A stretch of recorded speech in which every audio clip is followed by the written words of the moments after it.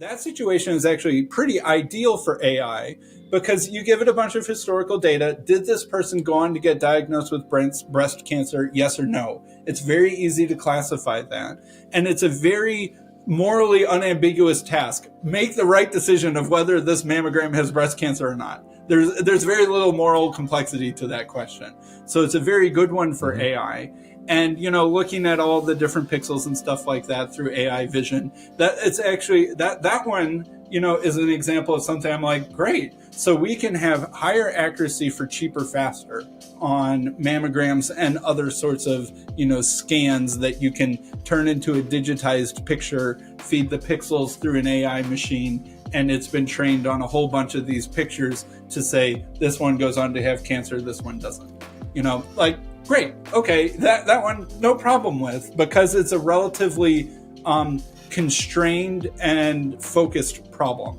And AI needs very constrained and focused problems that are not morally ambiguous. So you're saying, could we try and input like a Christian morality, such as what nurses are being formed with at Bethel, into an AI? But the challenge is like, well, Paul, could you write all of that in if-then statements for me? Could you write a list of 10,000 if-then statements that fully encapsulate this idea of of a Christian moral framework?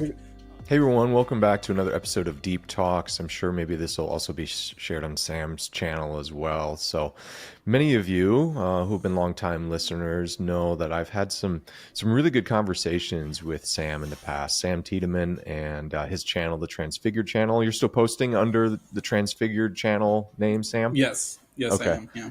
And we've had some great conversations in the past on my channel and his channel. And Sam was recently on with our mutual friend, John Vervaeke, and they were talking about AI and ethics, AI and morality. How else you would describe it? Yeah, the morality of AI, and can AI be moral, and can AI have a sense of value or a sense of purpose, and that sort of question. Yeah, and I've not really done, as I look back on it, I've not done really any conversations on my channel, on my podcast surrounding AI, and we probably won't stay there, but there was a moment in your conversation with John that I wanted to pick your brain on a little bit more because, well, let me backtrack a little bit. So even just last night, I had a 25-minute conversation with ChatGPT's new voice integration on my phone. And I installed that. I was like, I want to play with that a little bit. Siri doesn't do a really good job of really like doing half of what like ChatGPT can do in like answering your questions. And so I had found myself in a 25-minute conversation with my AI voice on my phone about the differences between Bronze Age and Axial Age religions. And I found it actually really fun, strangely enough, but also it did feel oddly dystopian too. At the same time. And so that got me thinking a little bit about what you and John were talking about, because you in your like day job have been working in the medical field, right? That's probably the best umbrella. Yeah, I don't currently work in healthcare, but most of my career has been in healthcare technology.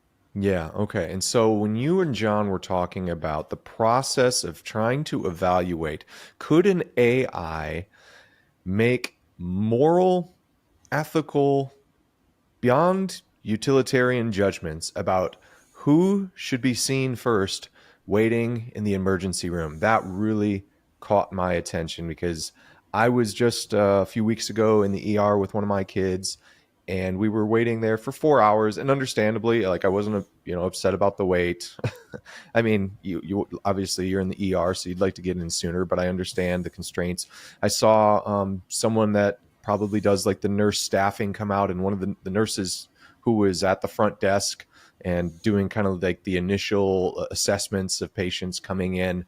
She was like, I got to have more help here. And she's like, we're just maxed out. We can't do anything about it. And I started noticing, and it's always been like this, and I've not my first time in the ER, but I think I had enough time to realize, oh, this isn't like a first come, first serve operation. This isn't the deli where you take a number. This isn't Chick-fil-A. It's not Chick-fil-A where you just, whoever made it to the drive-through first gets in.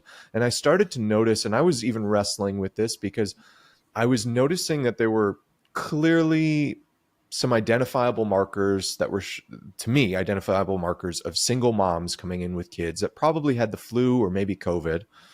And then families coming in with younger children that, to my vantage point, based on the way they were dressed, seemed to be financially more economically stable, but possibly their child coming in with worse symptoms. And so I noticed in a particular instance where a family had come in a little more well-to-do and had a child that clearly looked like they had worse symptoms than some of the other kids that looked like they were coming from lower income, single parent backgrounds. And the family that was a little bit more well-to-do, but kid potentially exhibiting worse symptoms, hard for me to make that evaluation, was seen within probably 30 minutes, where I noticed there were clearly single mothers there in distress with their kids who had been waiting for as long as we had been waiting. And that got me thinking about, well, what sort of moral matrix here is being consulted? And then if we turn that over, and maybe you're saying it's already in some sense turned over to machines and AI, how in the world would we ever put in the proper inputs to make AI come up with, and even humans come up with, the proper moral evaluations in that situation to figure out who is a more life or death situation here? Who do we evaluate first? How much time and money do we sink into a patient? So maybe you could talk a little bit about that day job work of yours, Sam, if you don't mind, and Sure. particularly the AI connections to evaluating who should be seen first in an emergency room. Sure, absolutely. I mean, I should say off the bat, like most of my career, like I mentioned, is in healthcare technology, but an especially large of that has been focused on emergency departments. And so I've spent a fair amount of time in emergency departments, helping them with software stuff or building predictive models and things like that for use in emergency room settings. And I think, even imagine we had like a panel of ethical philosophers at a hospital, and there was like a round table of like 7 highly trained philosophers in ethics. It would still be a hard problem for them to all agree on what the right triage order should be for the patients in the waiting room versus the patients that are already being treated at the present moment. So it's not like it's obvious what the right answer should be, even from the most enlightened human perspective that we could imagine. And like, how do you trade off like health urgency versus economic status and things like that? Like emergency rooms have so many problems in the United States, and this isn't actually uniquely American. Emergency departments all over the world deal with these issues in some form or another, but I'm mostly just familiar with the American setting. But a lot of people will, the emergency department is also a place of a lot of sort of financial and medical abuse by patients, where they will go there. Maybe they don't have insurance, or maybe they lie about they give the wrong insurance information so that they don't actually have to pay. And they know the emergency department is required to see them. And especially during the opioid epidemic, it was often a place where patients would go to try and just do whatever they could to get the right prescription from a doctor for opioids and stuff like that. And so emergency departments have sort of a a built up resistance to that sort of behavior. And I think that that can sometimes result in discrimination and unfair judgments as well, because there's some jaded people who are like, oh, you're just here for drugs, or you're not going to pay your bill, or you're going to give me fraudulent insurance information, or, et cetera, et cetera, et cetera, et cetera. And so it's a very, like, even in our most perfect imagining of what an emergency room is, where everyone is there for the right reasons and all the doctors and nurses are fabulous people, it's still tricky. But when you add in the messiness of the American healthcare system and all of those sorts of things, it's an especially messy and complicated place. So when you're saying people that appeared to have socially higher economic status were seen before the opposite, I'm not going to make any particular judgments. I don't even know what hospital you're talking about, but it's also possible that they could be knowing in some sense which patients are more likely to be able to pay their bill or not. And that is either consciously or subconsciously influencing their decision. And so before that gets dismissed as a bias, I mean, if the bills perpetually don't get paid, you don't have a functioning hospital, emergency department, yeah, and so then nobody's getting the proper care and treatment because they can't staff, right? So this isn't easy, as you're saying, for the highest moral philosophers and ethicists that you could gather in a room. This is not an easy decision moral matrix that you could come up with, right? And so what normally happens is that when you go to like the registration person and they ask you, why are you here? It's actually often that registration person who, interestingly, does not normally have any medical training. Maybe they were a nurse, but oftentimes they might not have any medical background whatsoever. They're often the ones making the decision of, they'll give you a number of 1 through 5. Most emergency departments use this 1 through 5 system of like basically least urgent to most urgent. Like if you rolled up with like a gunshot wound and you were bleeding out, you're going to get seen right away, basically, so long as like they aren't filled with other gunshot wound victims. But which, so depending, anyway, whatever, that can happen too sometimes. Yeah. And so that person, that registration person, will give you a number, basically 1 through 5, of how urgent your situation is. And then you sort of get stacked in their software system based off of that. But even then, like, it might be a new room opens up and they only have people in, like, say, the lowest first or second bucket, and they've got like 5 people to choose from in the second bucket. The registration person is actually often making that decision of who to call next. Or maybe there is a department manager that you don't see sort of behind the scenes making that judgment. And that person would be much more trained than just a front desk person. But that number of 1 through 5 often gets assigned to you with very little, medical input. So it's a very weird and complicated system. But like anyway, with that sort of background out of the way, like imagine you were trying to use an AI to do this. And I've actually heard of projects specifically aimed at this problem. Like I think what you would do is you would build a predictive model and you would have the outcome variable, the target variable in your data set be like, of all the patients that I've seen, say in the last year or two, did they, have some severe bad outcome? Like say, did they die or get admitted to the hospital for over a week or require severe intervention? And we'll just say that's 1. And if you didn't have any of those things, you're a 0. And then you have a whole bunch of variables that you collect at that registration process and you try and predict 1 or 0. And then you would get a probability for every patient between like 0% there'll be a 1 and 100% that there'll be a 1. And you divide that up into 5 buckets or something like that. And then when you register someone, you send those variables from their registration process through this model. And then it gives you a 1 through 5 of how severe you are. But even then, that's not exactly answering the question that we really most care about. That's like, judging what quintile of risk of severe outcome you are. That's not quite the same as who should be seen first. And I think that a problem that I often have seen over and over in these healthcare settings when I'm trying to build predictive models is like, so what are we actually trying to achieve? And how would we know if we're doing it better or not?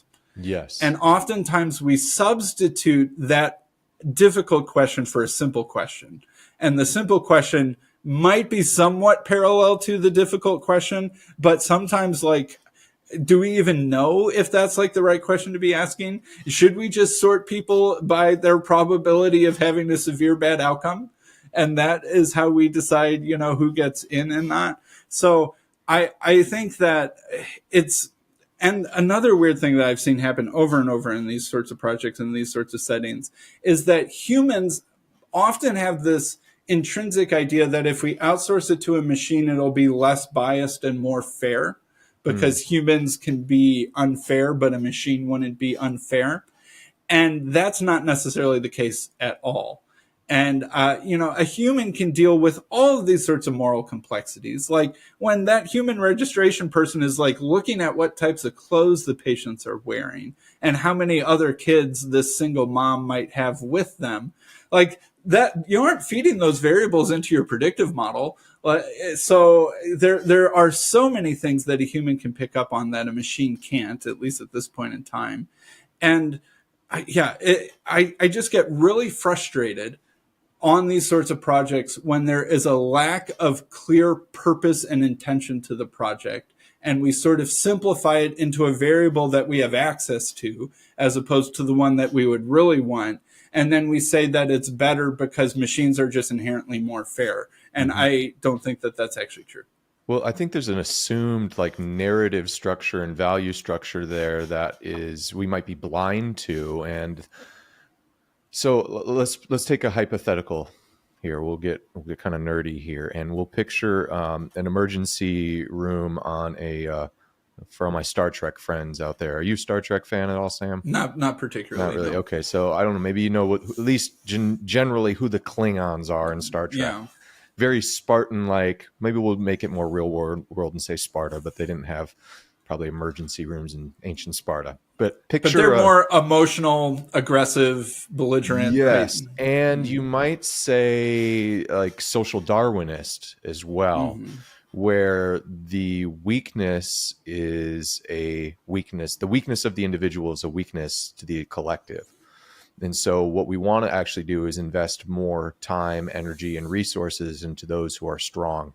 So you could picture a scenario here where you are in an emergency room on a Klingon bird of prey, and the matrix, the moral matrix that they are evaluating is filtered through their guiding story. And their guiding story is a narrative of strength, power, combat, right? Mm-hmm. And so you go in and you see poor, maybe weak, or kind of just generally sickly looking child up against a kid that just got hurt in sparring, and you think, well, there's a strong child. So as they consult their guiding story, which informs that moral matrix, they would evaluate and say, hey, of course, we're going to see the child, the Klingon child that might be more likely to be a warrior, right? In our moral matrix, and I was aware of this at the time, I was evaluating my own felt sense of there's some people here in the room that if I am the decision maker, I am likely going and saying, I'm going to get you care first. Mm-hmm. And that moral matrix is informed by my guiding story of the Christian story. Right. So I am aware where we should pay attention to the weak and the vulnerable and the needy. These, right? That single mom who's got two other kids crawling on her and one sick kid. Yeah. Yeah. But if I'm a Klingon, I'm probably not. If I am in Nazi Germany, I'm probably not. If I'm in a field hospital during a battle, right? You're trying to prioritize the soldiers that you can fix to get fighting again. To give them care as opposed to prevent saving lives or something like that. Yeah. And so my thing that I don't have any area of expertise in, but I think you probably at least have more than I, would be if you were to come up with some sort of chat GPT or, some AI that would kind of try to remove the biases and to give effective care to those most deserving of immediate effective care, you would have to assume that the humans building those programs are importing some sort of guiding story, Yeah. the overarching story and moral matrix of their culture that they are trying to train the machine to be. And now that's where I finally got, I know Vervaeke had put out a video maybe a year ago about, and the title was something that to me immediately seemed absurd. Like we need to train the machines to be wise. And I was like, I think that's probably taking it too far, John. You know, they're just machines. But then as I started to think more about this, I got, oh, now I get the point that Vervaeke is trying to get, is that if they are going to be involved in any sort of moral decision making, whose moral matrix is going to be the one that sets the goals, the parameters for that decision making process. So you specifically worked on, like, how do you make hospitals and ER room, emergency rooms more effective, right? In better. You know, okay, like, so what is the better? Exactly. All right. and what were you trying to do, Sam?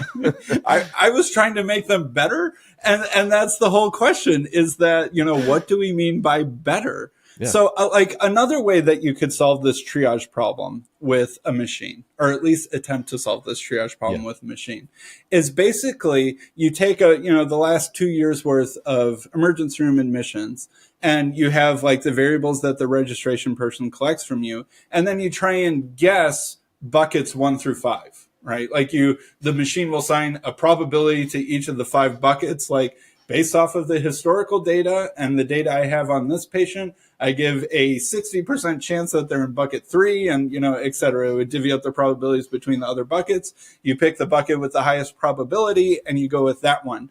But all that is doing is trying to imitate the past historical data. And so you're trying to use, instead of the humans who have been making the decisions for the past couple of years, you're trying to basically mimic that human making decision with math and probability and parameters inside these models that, turn these variables with parameters into the probabilities. And at best, you would have a high degree of accuracy of mimicking the humans in the past. There would probably be, it wouldn't be perfectly accurate. Like maybe it's like 80 or 90% accurate would probably be a pretty good model by these sorts of standards. But even then, it's just mimicking the moral judgment of the past. And so it is only trying to ape the whatever moral decision making was in the various humans that have been making these sorts of decisions in its training set. And at that point, you would ask, so why wouldn't I just have the humans keep doing it? Maybe the humans are a lot more expensive and you could save, I don't know, a few $100,000 a year if you outsource this thing, but you're going to lose accuracy.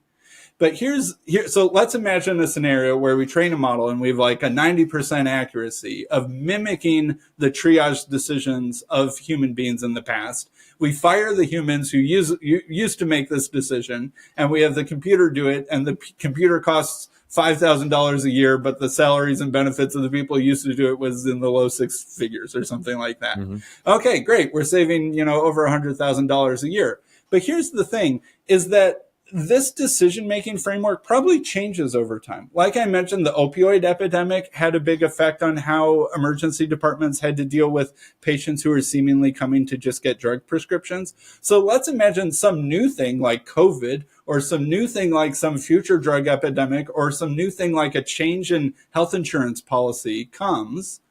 And these machines are only mimicking the decisions from the previous, regime or the previous state of affairs.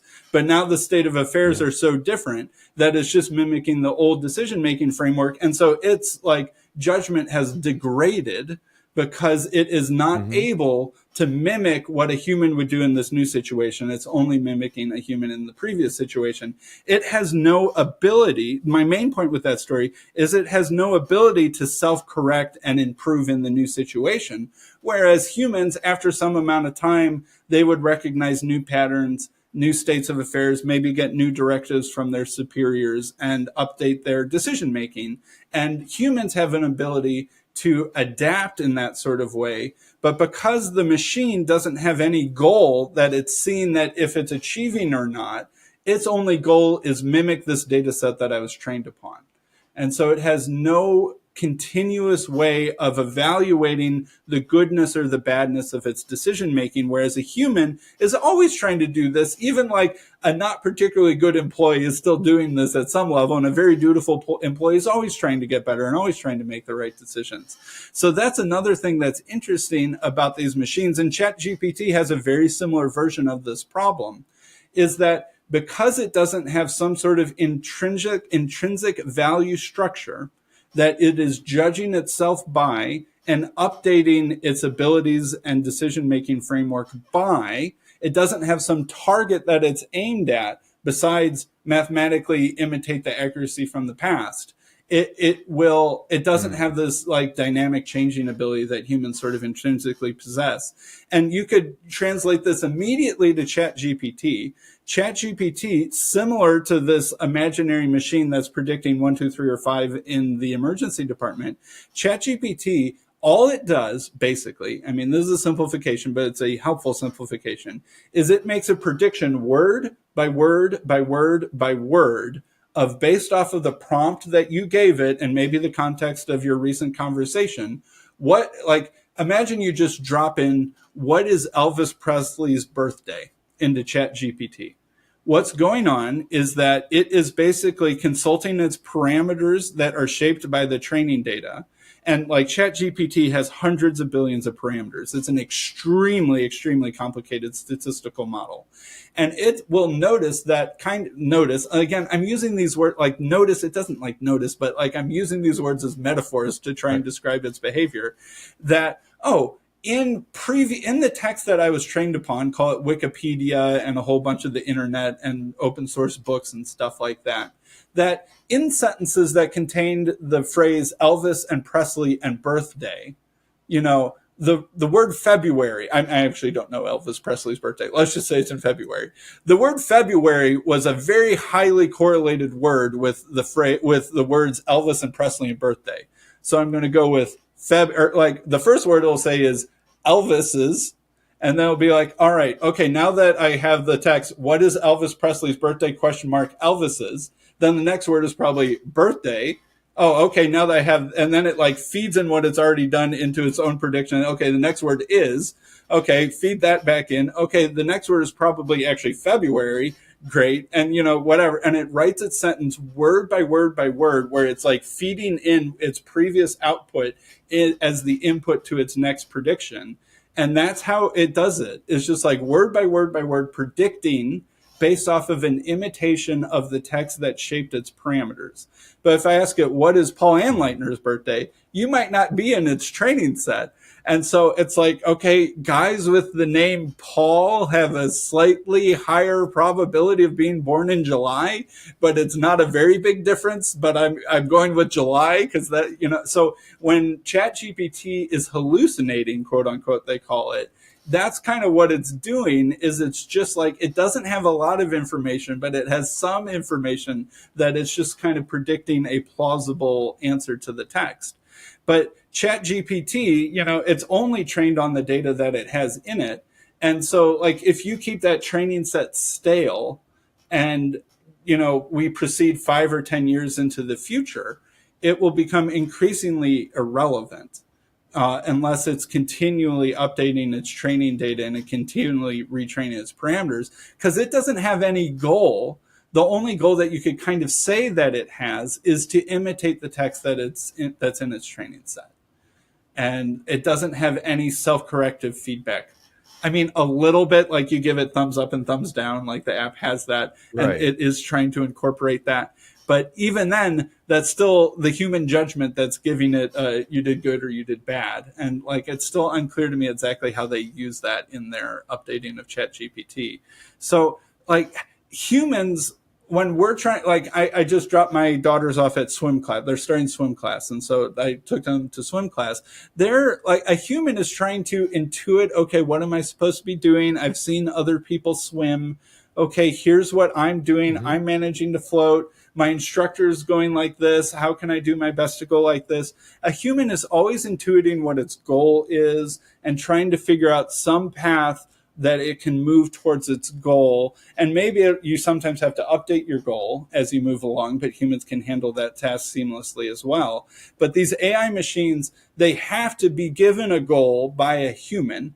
They have no ability to decide what their goal should be by themselves. And this goal has to be completely mathematically explicitly defined. Whereas like when my daughters are learning how to swim, their goal isn't mathematically defined. I don't even know how I would explain how it's defined. It's sort of abstracted in a very, symbolic and embodied kind of way. Whereas an AI machine needs an explicit mathematical thing that it's improving itself on. Like, guess which bucket 1 through 5 this patient fell into. Guess which word comes next after I've given you this paragraph. Did you get it right? Good. Did you get it wrong? Bad.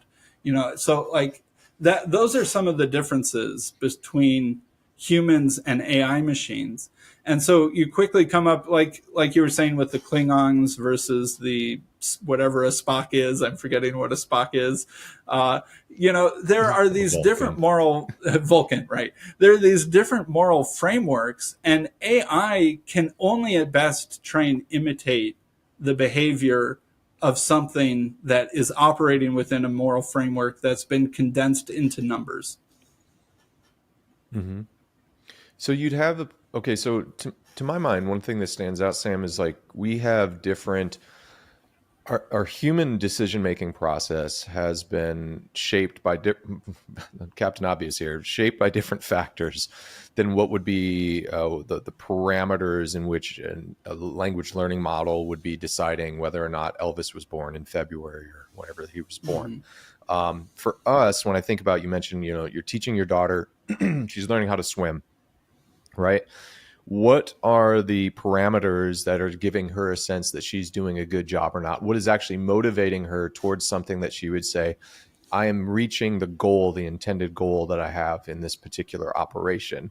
And for humans, we certainly have we've got evolutionarily hardwired desire to survive, right? So she's in the water and it's in the deep end. She wants to stay alive. So there's a good motivator right there. She wants to please her parents. There you go. Social acceptance in a group.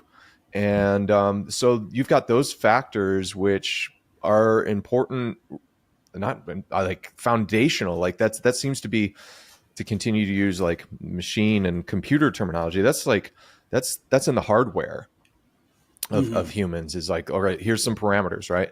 And typically I'm going to make decisions that are going to help ensure my survival, perhaps increase the chance of me and my progeny, my genetic code being passed on and preserved. I mean, those are things that I think, again, assuming that is a story that the patterns adhere to reality in a way that I know some of my listeners aren't as necessarily committed to, maybe Darwin and neo-Darwinian findings in the sciences. But so then we also have like cultural evolution as well, right? So we imagine these hypotheticals like a Klingon culture that has developed a different set of norms and expectations by which you would receive social acceptance, gain social status, therefore triggering your, if Klingons have a serotonergic system, triggering your serotonergic system to give you a hit of serotonin or dopamine in your dopaminergic system because you've received social acceptance. The AI doesn't have any of those things, which I can see when, let's take the hospital and the ER and triage example once again. I can see there being strengths and weaknesses. When someone asks, well, why would anybody you walk up essentially to a kiosk and you put in, or even just voice into the kiosk your symptoms and why you come into the emergency room that day, and the AI takes in that information and it goes through its synthetic, or at least maybe the word I'm looking for, it's mimicking moral matrix decision process. It doesn't go through the process of whether or not, let's say, the person coming up to the kiosk is, I'll take a group that has a large population here in the Twin Cities, Somali. So let's say the person, if it was an actual human being at the kiosk, and they've had maybe a really bad incident involving a road rage incident involving a Somali person earlier that week. And they come in, and a Somali person is coming in with their child. And part of that human bias is maybe I am still very upset at a Somali person for potentially threatening my life. And maybe, I'm not saying it's, like dogmatic or some sort of like Ku Klux Klan kind of racism, but there is that I had a really bad experience with a person that looks like this. And you know what? When I put in that 1 to 5 measure of how important this person's situation is, my bias in this moment, because I'm still upset because someone that looked like this person threatened my survival earlier, I'm giving them a 1 or whatever the lowest grade is. Whereas if you had that same situation happen with the AI, you wouldn't necessarily have those same sorts of here's biases, the funny thing. the racial. So let's imagine you have an employee who is biased against Somalis, and they work pretty often, and so they represent a large amount of your training set from the past year or two. Maybe a quarter of your training set had the decisions made by this particular employee who is biased against Somalis. The imitation machine, because and let's imagine that ethnicity is one of the variables that it is able to see, or even something like zip code or address, right? Because I presume that there are probably different areas of Minneapolis that have more or fewer Somalis. Sure. So then the machine will be imitating, trying to predict which bucket these patients got put in. And so it's trying to imitate the person who's biased against Somalis. And so it will be biased against Somalis to some approximation in the same way, with 80 or 90% accuracy. So whatever biases are in the human training set, the AI machine will be mimicking. So it's not like it is, it's not like it's this rational Spock character who has managed to mathematically abstract away human unfairness. If it's being trained to imitate unfair humans, it will do its best to be unfair in the exact same ways to the extent that it's able. Okay, so the way this functionally works is that would actually be, you're saying they're just getting the information from past precedent. Is there a final like editorial review or decision maker? How would this actually functionally work, Sam? I know you maybe haven't worked on a specific project that's exactly like this, but you've worked on projects that we're trying to evaluate how do you predict when an emergency room will be most busy. In the end, who would be like the decision maker we'll stick with the hospital system for figuring out if we were going to implement, we're going to replace at a very basic level, we're going to replace the front receptionist or nurse who's at the front with a kiosk that has this AI program, and the AI program is doing the evaluations of who's supposed to be seen first. So you're taking that past precedent, historical precedent, and that's what the language model is learning from. But in the end, is there any like evaluation process of the final product, and who would be like the kinds of people that would be consulted? Like in my mind, it would seem like, all right, if you're going to do this, you should probably at the end go and be like, all right, we're going to run these through some tests, but we're also going to have evaluating the outcomes of this, like a moral philosopher, a pastor, a rabbi. This sounds like the beginning of a really bad punchline.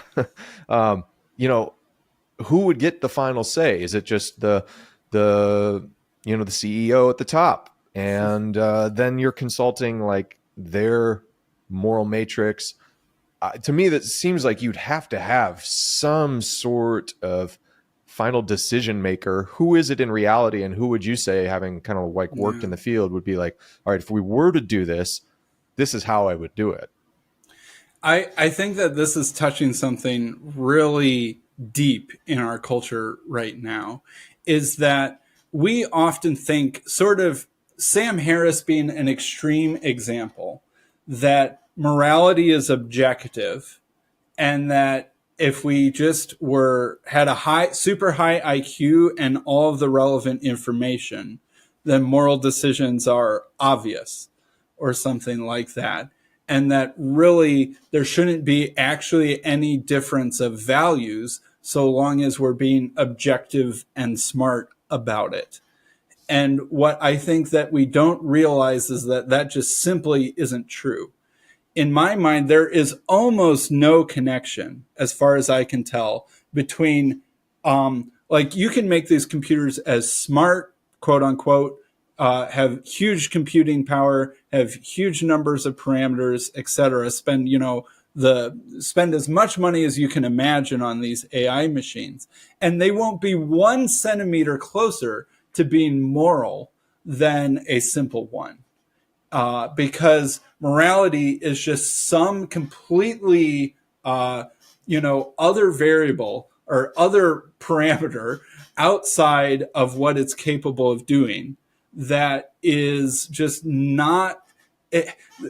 I think that our culture is having trouble having a consistent moral story that we all feel like we can agree that we're part of. Yes. And that we underestimate how radically different moral systems can be, like Klingons versus Vulcans versus humans and stuff like that.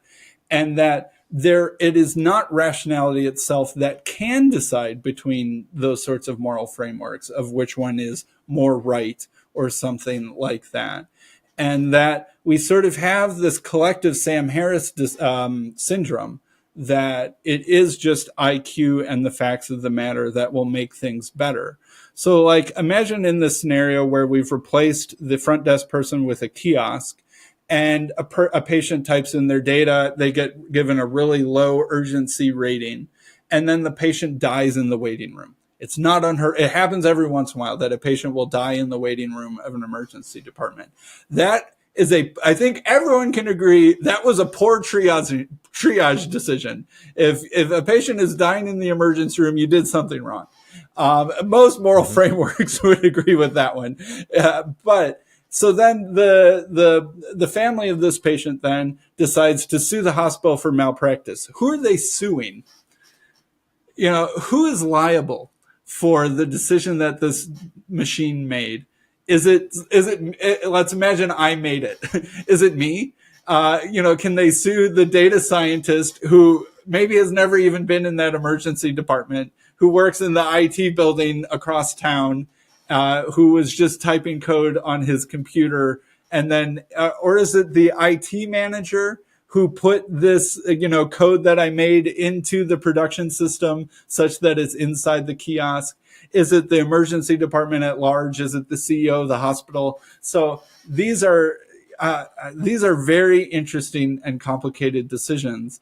And what I think that we fail to recognize is that we need a moral system that itself is not actually just based off of facts and logic, so to speak, that it is somehow self-standing outside of that framework that we are then doing our best to live up to in the hospital system. And I think we actually used to understand this better than we do now. Almost a surprisingly high percentage of hospitals in the United States were founded by religious organizations. And you can still tell this when you look at the names of hospitals. There's Catholic hospitals named after saints. There's maybe a Swedish Covenant hospital that were often founded by denominations who had decided that they would build a hospital and that it was supposed to be imbued with the moral framework and character of that denomination, because a religion or a branch of Protestantism or whatever was the sort of thing that had this story that could hopefully permeate as best as able down to all the decision making within a hospital. And then a patient would be trusting in that moral story. Maybe if you were a Swedish person, you would be more likely to go to Swedish Covenant. If you were a Jewish person, you might be more likely to go to Mount Sinai or, what have you. And because that was sort of your community and you trusted that moral framework decision. And now we're sort of moving out of that into this sort of weird post-religious, secular, utilitarian kind of riding off of the coattails of the past, but we kind of think we are more enlightened and rational and fair and unbiased. But it's kind of weird and nebulous, and I think that it's showing signs of failing. And I don't mean to be too political, But another thing that's happening in a lot of these hospital systems is what I would call critical theory data science, where there are starting to be, well, like, shouldn't we just triage patients based off of their oppression characteristics or something like that? Yeah, for sure. And because it's like trying to compete to be a new moral framework by which things happen. And this sort of, post-religious, secular, utilitarian, mushy-gushy thing doesn't have any ability to explain what its purposes are, because it's sort of riding on the coattails of something that used to be able to, but it's disconnected from that thing that used to be able to explain it. And so it's susceptible to this new thing that has very clear moral objectives that it wants. And so I'm starting to see this in hospitals, and in the field that I used to be a part of, where it's like, wait a minute, your predictive model is more accurate for Caucasian Americans than it is for the Somali patients. Why is that? Well, the answer is the training set has more Caucasian patients than Somali patients, because Somali patients are a minority. So it has more training data, so it's able to be more accurate for the patients that are more well represented in its training set. That's not like it's not the data scientist's fault. It's not the machine's fault. Okay, so we need to bring down the accuracy of the part of the model for Caucasian Americans so that it's equal to Somali patients, so that we have equity in our healthcare outcomes. But wait a minute. All that's doing is degrading the performance on one particular group of people so that it's equal to the lower performing group of people. So that if a white patient comes in, the predictive model is now less accurate than it could theoretically be if we let it be as accurate regardless of racial group. And I have seen hospitals that are starting to do this sort of thing. And so that brings up all sorts of moral questions. And I think it's because there is a lack of clear, articulatable moral framework in healthcare, which is representative of our culture at large. And I think that we're trying to fix the problem with AI or machine learning because we think it's like Sam Harris objective better than us. Like, it's not going to discriminate against the Somalis like we humans do, even though I just explained to you why it could very well just do the same thing. And so I feel like we're in this weird place where we're trying to replace human judgment with machine judgment, but we don't even know what judgment to give the machines because we're losing faith in the stories that used to guide us. Oh, that's such a brilliant point, Sam. Yeah, I mean, even we'll take it down in scale of severity and intensity to even just like when people are choosing their pediatrician, right? There's definitely, especially in the last 10 years, anecdotally, as I talk with parents that are my age, or they have children that are my age or younger, that are trying to figure out what pediatrician, if they're looking for a new pediatrician, what clinic they should go to based in some sense on the guiding story that particular institution or the pediatrician adheres to. Because what they don't want to have is a situation where mom and dad, I need you to step out of the room because we need to ask your child questions about their gender identity, their gender identity, or other things that might be in conflict with the values that descend from the guiding story of that particular family. And so you can kind of see that. I could see that scale. I've thought about that when it came to pediatricians, but not so much when it comes to actually more life or death situations. As a practical question, the same, like, so before that kiosk replaces the person at the front desk, who would like actually get the final say? You know, it's like, we're going to roll this thing out. How does that actually like practically work in healthcare? Who would be the one that would be like, hey, this, I have to review this. This is still being reviewed by the emergency department manager would be basically the boss of the emergency department, who is not actually a physician, although they are oftentimes a nurse who has gotten promoted to that position.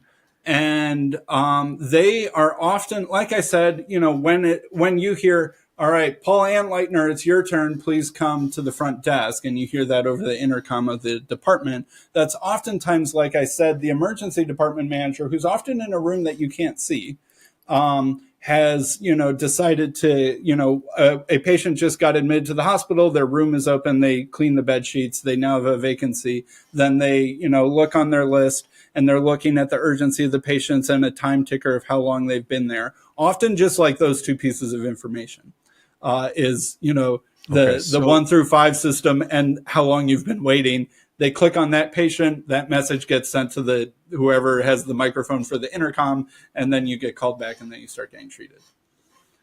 But how does that get educational background?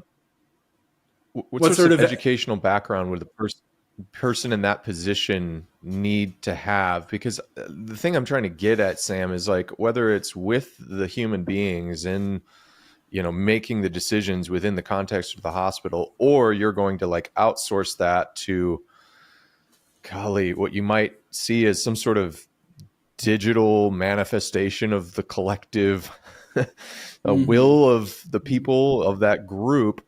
To me, this seems like, well, let's say the person in charge of making that decision has purely gone like a super hardcore STEM route in their education. I don't even know if that would be what they would go through, but let's say it is.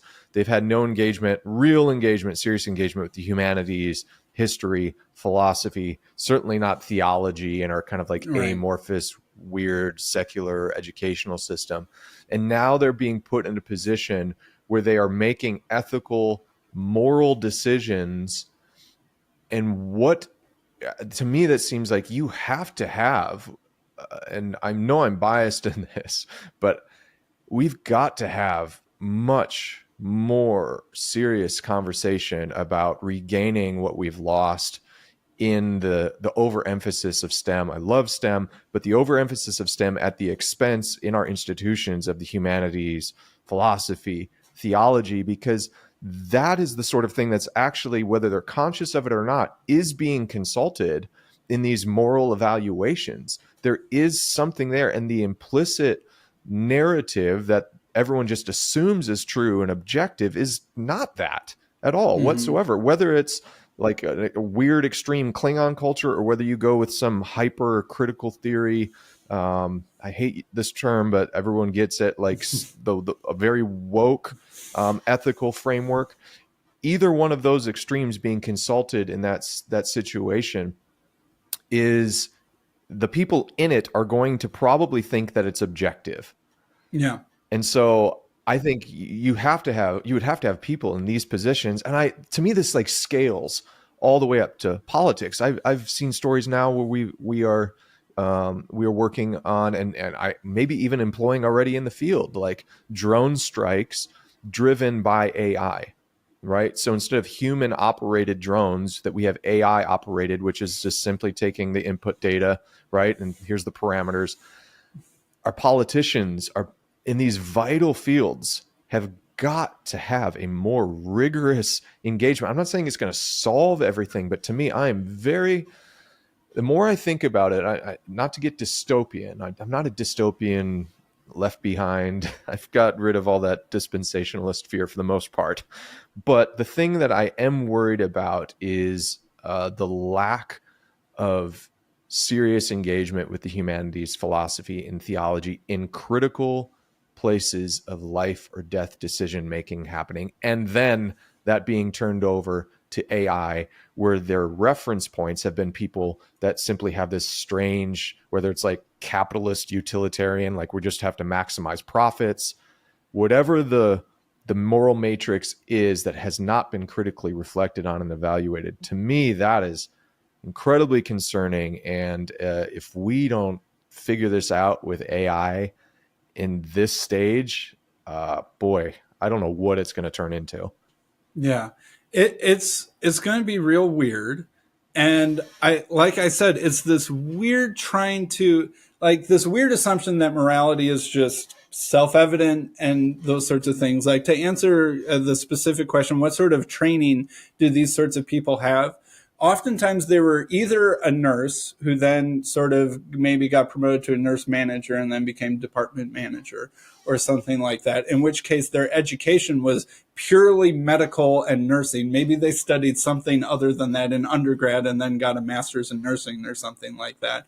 But you can imagine Probably the medical sort of ethics some point along the way, yeah, right? or biology, and maybe there's a medical ethics class, but it's probably just one class, and it maybe is a little bit like, why are we wasting our time with this?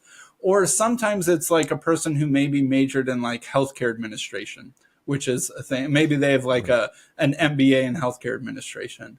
And then those sorts of classes are often like, okay, here are different management styles. Here's a little bit of accounting, a little bit of finance, a little bit of marketing, a little bit of business strategy, and maybe some classes more specific to healthcare. And, maybe a class about the legal, environment of healthcare and stuff like that. But I highly doubt that they are spending too much time thinking about morality and the is-ought distinction, right? And stuff like that. And so really their morality then is like their upbringing, their cultural context, their work experience. And a lot of it is, just imitating what's already, like, you get trained on a job, and most of us, when we're at a new job, we're just trying to figure out what everyone else around us is doing and do our best to imitate that. I was kind of criticizing the machines for just learning through imitation. Humans mostly learn through imitation too. It's a great way to learn. Totally. But at some point, when you're at the top of the hierarchy and there's no one that you can look around to imitate, then you have to be the sort of moral judgment making agent that really, a human at this point can uniquely be. And that you have to be getting feedback based off of your own judgment and stuff like that. And, these sorts of emergency department managers, they'll go to conferences once or twice a year of the other emergency department managers, and there'll be presentations about something and like that sort of ongoing education. And that's kind of like how they're updating and stuff like that. But you could totally imagine like a particularly woke emergency department manager deciding to make a whole bunch of decisions in their department to reflect that sort of ideology. Or you can imagine a particularly Christian one that was, went to Catholic school and is working for St. Mary's Hospital and really believes in Catholic social teaching and trying to reflect that in their decision making as a manager and that sort of thing.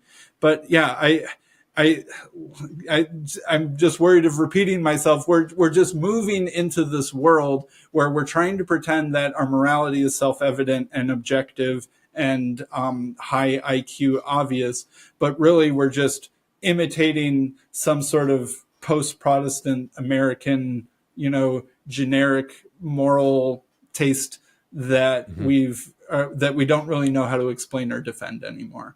Because like one story that I think I kind of hinted at with Vervaeke, when I had this startup that was trying to build models for emergency departments, like I would ask them like, so in your mind, what's sort of the trade-off between how much money you're spending on nurses and how quickly your patients get seen?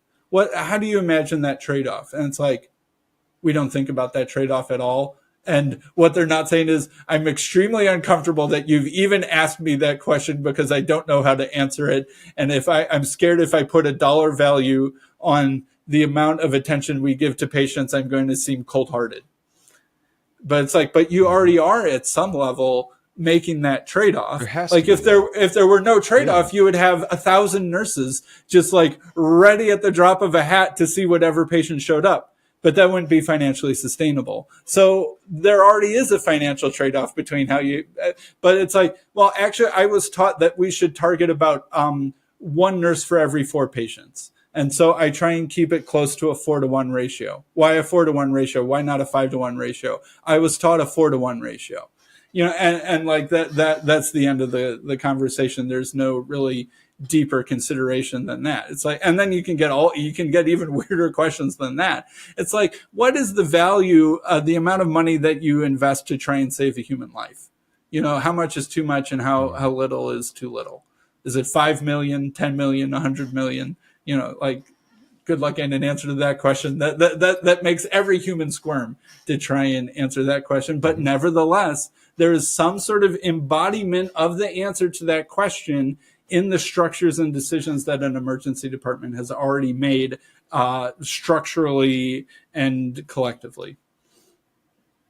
Yeah. And what if, you got a hospital in Washington, D.C.? I mean, this is absurd. And you've got, let's say, a grandchild of Joe Biden comes into the hospital versus some kid that might be an orphan living in, one of the local orphanages. And you're trying to evaluate how much money would we spend to save life of important person versus person that most would deem as unimportant. Would you give different dollar amounts? It almost seems obvious that in a real world situation, that is what would happen. But who is to come in and say, no, that is the improper evaluation, right? There's something, right? There would be something in our Christian story that as I'm sharing that, probably many listeners and those watching right now would be a little bit irked by, right? And go, well, I don't know if it would be the right decision to instantly give, politician or Biden's grandchild preferential treatment over this person. A utilitarian perspective on it might be, or a social Darwinist perspective might be, well, like, this is clearly a more important person. Like, they will more than likely add more value to the group just based on their family connections. And this other person that we didn't even know existed until they came in here, they don't have as much value. And yet there's something like, it's weird because it's almost like there is a near cousin almost to the way, Gnosticism, early Gnostic Christianities were almost like, if you read the Gospel of John and you kind of like know what the Gnostics were into, you're like, oh, this is so close, where I could see where somebody would get confused. To me, it's almost similar to what has become kind of like the hard progressive left, critical race theory evaluations of should we deem as more valuable, is so closely akin to, I think, like a historic, whether it's Catholic social teaching, historic Christian impulse to look at those two people and go, yeah. Well, Jesus was born in a stable, like, blessed are the poor, not just poor in spirit, like that's Matthew's gospel, but in Luke's gospel, it's blessed are the poor. There is this like something close to that I know. I mean, plenty of churches are working through right now, where you talk about anything related to social justice and you're going to get pigeonholed or slammed by some in some church contexts as other, pastors going woke again. And then the other side, it's like, well, you throw all of that out. We're not just trying to, we're not just trying to perpetuate the continuation of some sort of form of social Darwinism with like a religious story on top. I don't know.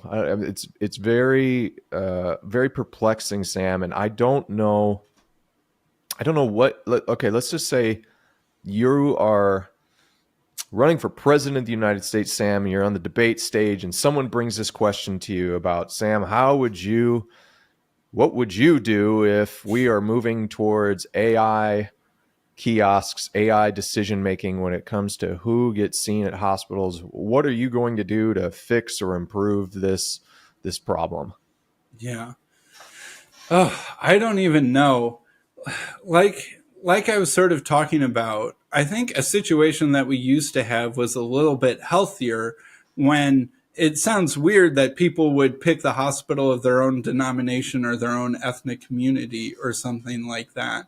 But there is something a little bit healthier about that, where, if I'm the grandchild of Swedish immigrants in Minneapolis, and me and my family go to Swedish Covenant whenever we have the choice to do that. It's like you're trusting your community, and you also know that if they wrong you, you can spread the news about how they wronged you, and the doctor, the nurse manager, the CEO of the hospital, the board, the decision board at the hospital or whatever, they're probably living locally within that same community. And that will have social ramifications for them. They might be at your church. If you're saying, hey, I was in the waiting room for 4 hours and my kid had COVID and I saw all these other families skip the line in front of me. What was with that, Bob or Sven? Like that sort of community feedback with a community that has a more clear moral history, I think is better at solving that than this sort of weird impersonal, corporatized thing. Like another weird thing about healthcare is that most healthcare is still not for profit. There are some for-profit hospitals, but they're a minority. Most hospitals are not for profit. Most hospitals will try and make, like, say, a 3 to 5% profit margin per year. But that's just so that they can keep, being financially sustainable without needing to collect donations. Because if you're not for profit and you're operating at a loss for a long enough period of time, you either have to go bankrupt or get donations to support you, and where are those donations coming from? And so, hospitals try and make a little bit of a profit, but that's just so that they can keep investing into the future at a sustainable rate. They're not trying to maximize profit. They're trying to keep it within a comfortable margin that they've decided upon. And so then it's like, okay, so how are exactly you guys making decisions? You don't want to maximize profit. That's probably for the best. I think that we could all understand that a purely profit maximizing hospital is something that we maybe don't want to have, or maybe shouldn't trust, because it will be making decisions that aren't in my interest. And this whole other thing is that there is the interest of the patient, and there's the interest of the hospital system. And that's why if the hospital system and the person are members of the same community, there can probably be much less tension around that disagreement. But as we move into this world where hospitals are not as connected to the community that their patients come through and much less morally accountable, they're legally accountable, but that's different than being morally accountable within the context of a community, that their interests, the interests of the hospital and the interests of the patients, will become increasingly out of alignment. And that it will be harder and harder. And I feel this now too. I am ironically much more skeptical of what doctors try and treat me or my children with now than I used to be, mostly because of my exposure to the healthcare system. And I'm why are you making that decision? It's okay, I broke my arm a couple years ago snowboarding. Well, Sam, your arm needs surgery. Does it really need surgery, doctor? Are you really sure? Or do you get paid more when you put the nuts and bolts in my arm as opposed to just putting it in a cast? I'm thinking these things, and I'm thinking these things because I've been in rooms where these sorts of things are discussed. And I have distrust between my own health interests and the decision-making interests of the doctors and the hospital system that's treating me. And how do I fix? Okay, I'm president of the United States. How do I fix that? I have no clue. And it has something to do with the moral disintegration and the lack of moral coherence of our culture in general. And I have no idea how the president of the United States is supposed to fix that problem. I have all sorts of ideas of laws I would pass, but that fundamental question, I don't know how to fix that fundamental question. Are we expecting the government to be able to step in and if we have full-blown, government provide Medicare for all or something like that, so that we don't have health insurance companies anymore. Everyone just has Medicare, like some European countries do things. All right, are we really going to trust the government to be the person that is advocating our interests, or are they going to get corrupted by the medical industry? Or, all those sorts of things. I don't know. know.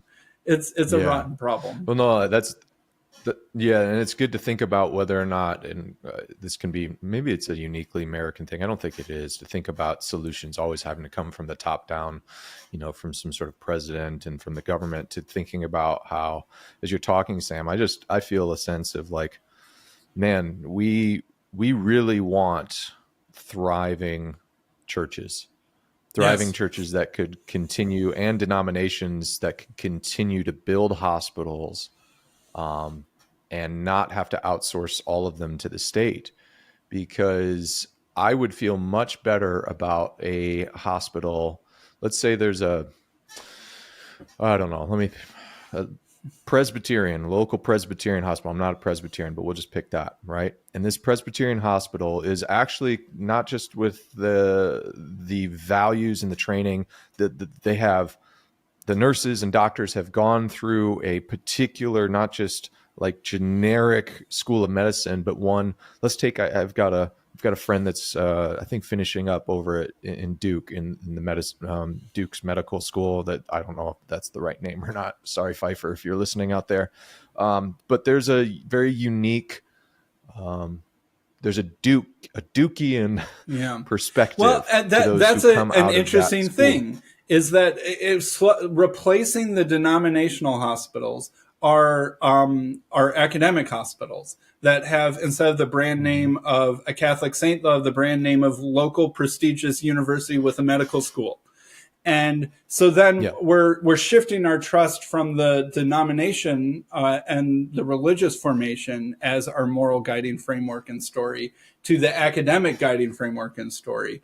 But yet I think the collapse and trust of in these higher institutions of higher learning is also happening too, for good reason, I might say.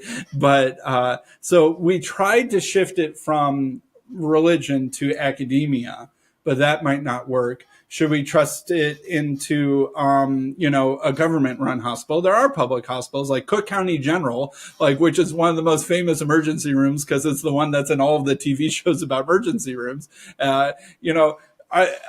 I don't trust Cook County with very much. As someone who lives in Cook County, Illinois, don't trust them very much. Should I trust corporate branded hospital X that has this brand that they advertise on TV and to me and stuff like that? And, so should I trust a corporation that is protecting its reputation? Should I trust the government that's doing whatever government things do? Should I trust academia? Should I trust this religious denomination? And none of these things seem up to the task at the moment. Yeah. So like my seminary, Bethel Seminary here in St. Paul, they have an undergrad at Bethel University, and it has a very well-known, at least around here, nursing school of nursing. And we've got a couple faith community nurses on staff part-time at our church, just given the demographic of our church. It's really necessary. And it's a wonderful, people always ask me, like, what's one of the best things that goes on in your church? I go, it's that. It's the faith community nurses. They're incredible. And I do believe both of them, we just had a change in the last year. So I'd have to ask Allie if she did go to Bethel or not. But in the past, pretty much all of these nurses had gone to Bethel for nursing. And I will tell you, because I've come out of that institution, and while I'm sure I have some disagreements in general, I would feel much more comfortable going to a place that I was like, how many Bethel nursing grads are there? Because I have a sense that would have some overlap with my own moral matrix, my guiding story. But then I would also, to take it a step further, Sam, I think about, well, what if it actually would be more effective in some regard? You could cut cost. You could maybe, come up with, the AI could maybe do things that our computational power of the human brain, or even collective human brains working together, maybe the AI could come up with maybe an improvement in healthcare, improvement in the way an emergency room runs. But what if, as part of that AI's training program, it also was not just getting, the past history of how that hospital has functioned in the past, but you're also like inputting into it this whole depth of like Christian theology and ethics. That for me would be a really interesting situation, where it's like, it gets back to Vervaeke's point about can you train the machines to be more wise? Would I be more trusting of going to a hospital where the kiosk has been trained in historic Christian theology and ethics? Now, there's certainly plenty of things that could go wrong in that situation, but that to me would be really, really interesting. And it brings up the question of like, okay, as this stuff becomes more normative, because I don't want to say it's inevitable, Sam, and you would have a better vantage point on this, but that to me seems like we're going to see more AI decision makers happening in healthcare in the very Yeah. near future. Is that And pretty fair? yes, I think so. And there are some things that AI is really good at. Like one thing that AI is really good at is like diagnosing breast cancer on a mammogram. And it can do Yep. that with a higher degree of accuracy and much cheaper, often is the case now, than a whatever doctor whatever oncologist would have been looking at the picture of a mammogram.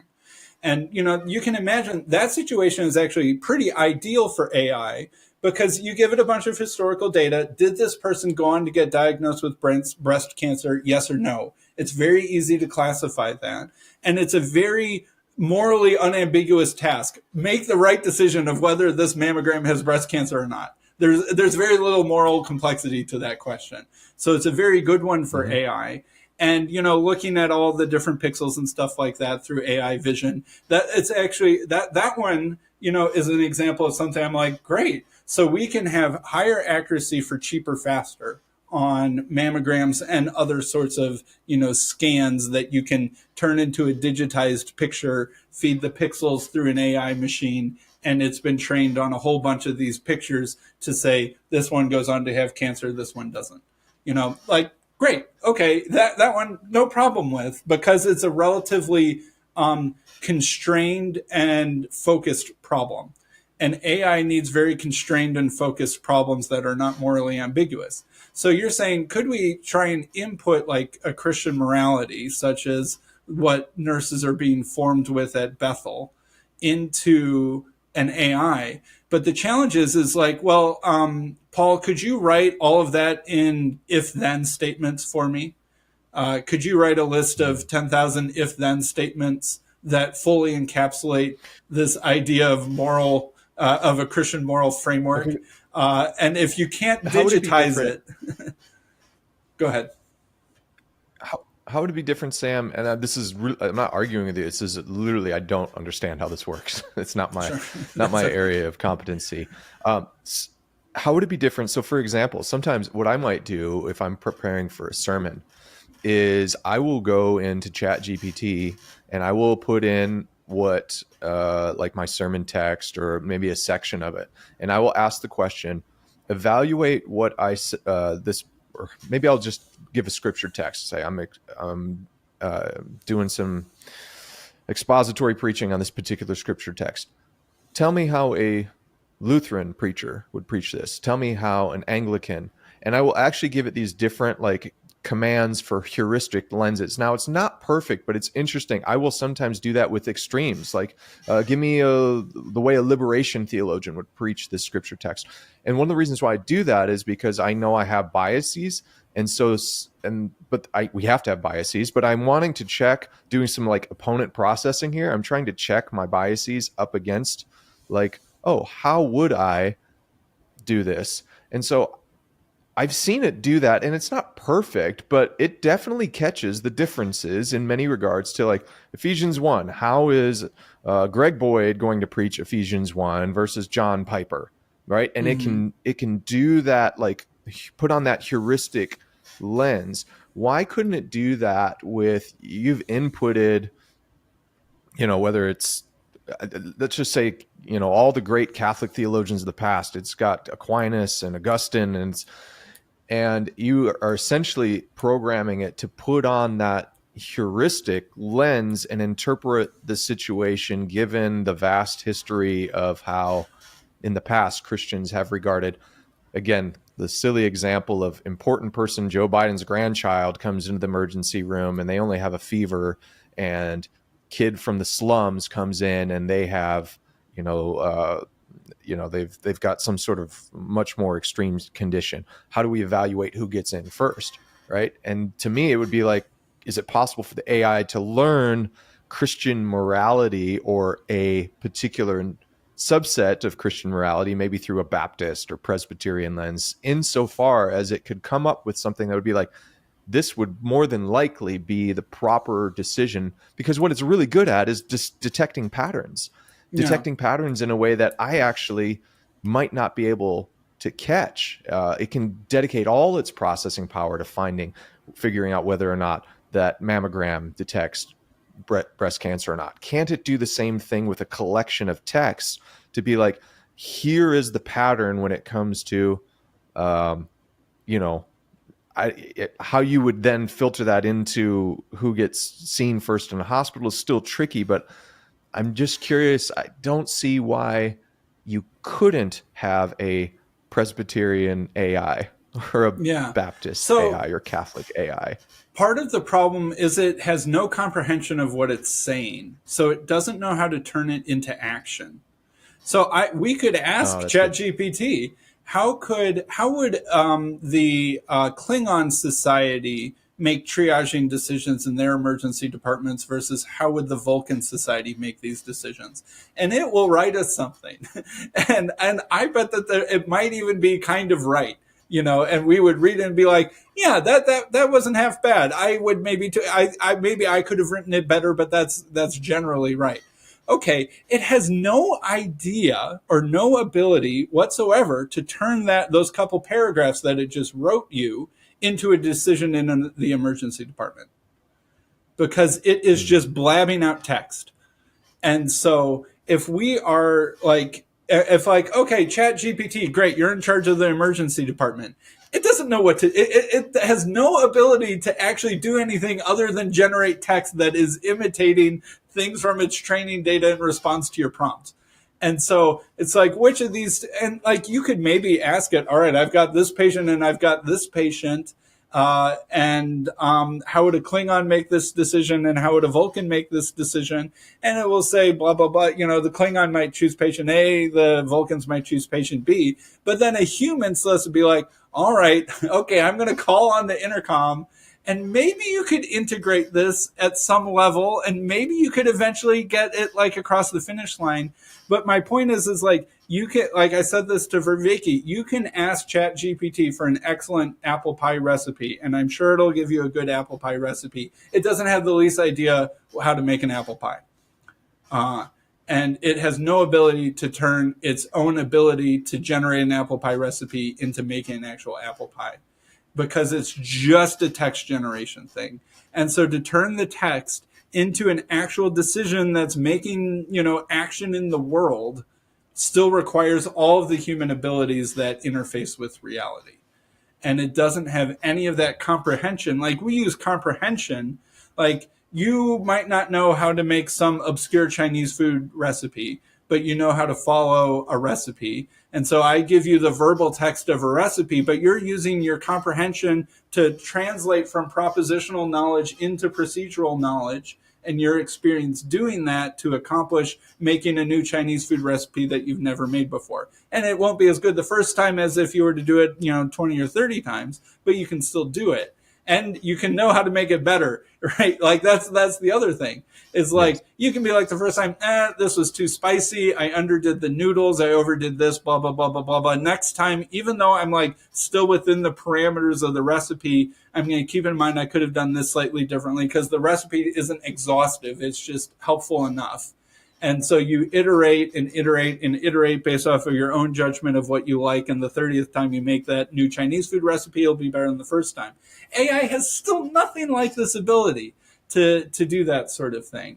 And so while you could ask ChatGPT, how would the Presbyterians run their hospital versus how would Duke run the hospital? And it could maybe give some sort of difference that might have some sort of verbal insight and correctness to it.